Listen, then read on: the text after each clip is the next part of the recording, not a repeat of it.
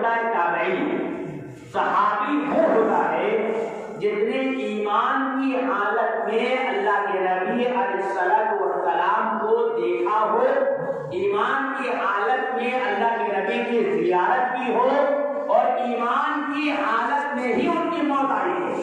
ان کو صحابی کہتے ہیں. اور تابعی ان کو کہتے ہیں جس نے صحابی کو ایمان کی حالت میں دیکھا ہو, صحابی سے ملاقات کی ہو, صحابی سے ملاقات کی ہو ایمان کی حالت میں, وہ تابعی کہلاتے ہیں. تمام علماء کا, چاروں ائمہ کا اس بات پر بالکلیہ اتفاق ہے,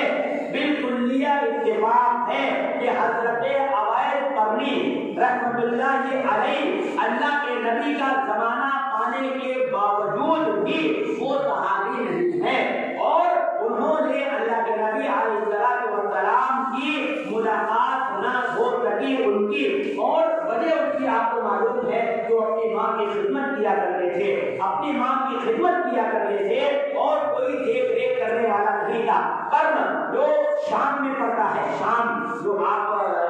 آج کل کا مسئلہ سمجھ ہے, شام جس کو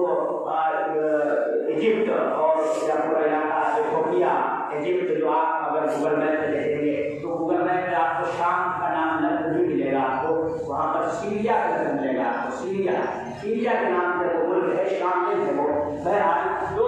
اس ملک میں کافی دور فاصلہ ہے مدینے سے,